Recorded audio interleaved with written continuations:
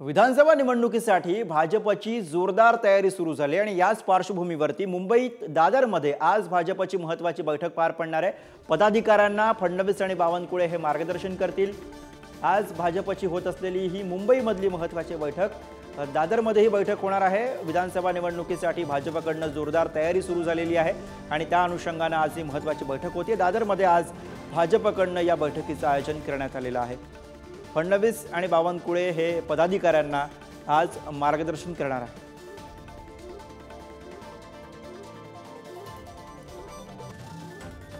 आणि याच विषयी अधिक बोलूया। पंकज दळवी आपले प्रतिनिधी सध्या मुंबईतून आपल्या सोबत आहेत। पंकज, लोकसभा निवडणुकीचे निकाल लागले आणि जे काही निकाल लागले त्यानंतर एक चित्र भाजपमधून स्पष्ट झालं की आता भाजप जोमाने विधानसभेसाठी कामाला लागणार आहे। देवेंद्र फडणवीसांनी स्वतः तसे संकेत दिलेले होते आणि त्या अनुषंगाने आता भाजपच्या गोटातून हालचाली सुद्धा सुरू झालेल्या दिसतात।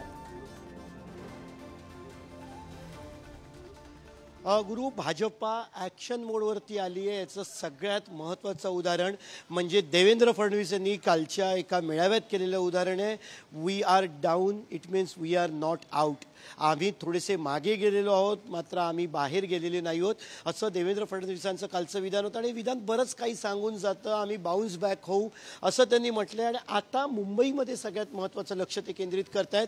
त्या मुंबईमध्ये पुन्हा एकदा सक्रिय होण्यासाठी एंट्री पॉईंट जो मिळालेला आहे भाजपाला, तो म्हणजे विधान परिषदेच्या निवडणुका, खास करून पदवीधर मुंबई मतदारसंघाची निवडणूक जी प्रतिष्ठेची केलेली आहे। अनिल परब विरुद्ध किरण शेलार अशी ती निवडणूक आहे। पदवीधर मुंबई असेल, पदवीधर कोकण असेल, मुंबई शिक्षक असेल आणि कोकण शिक्षक असेल, माफ करा नाशिक शिक्षक असेल, अशी विधान परिषद निवडणुका होणार आहेत। त्याच्या माध्यमातून भाजपा पुन्हा एकदा महाराष्ट्रामध्ये आणि मुंबईमध्ये सक्रियरित्या लोकसभेच्या निवडणुकीनंतर येण्याचा प्रयत्न करते।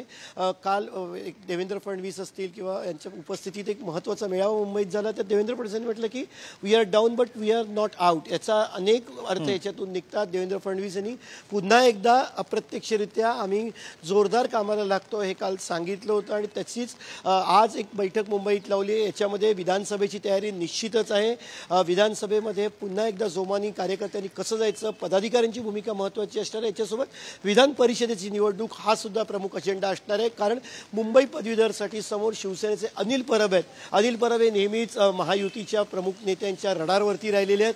त्यामुळे अनिल परब यांना काउंटर करण्यासाठी कार्यकर्त्यांची फळी जी आहे ती मोठी उभी केली आहे, पदाधिकाऱ्यांची फळी उभी केलेली आहे आणि अनिल परब रिंगणात। बरोबर आहे। विधान परिषद निवडणुकीच्या निमित्तानं सगळा उत्साह भरण्याचा प्रयत्न अर्थातच भाजपच्या गोटात असणार आहे। धन्यवाद पंकज या सगळ्या सविस्तर माहिती आणि विश्लेषणासाठी।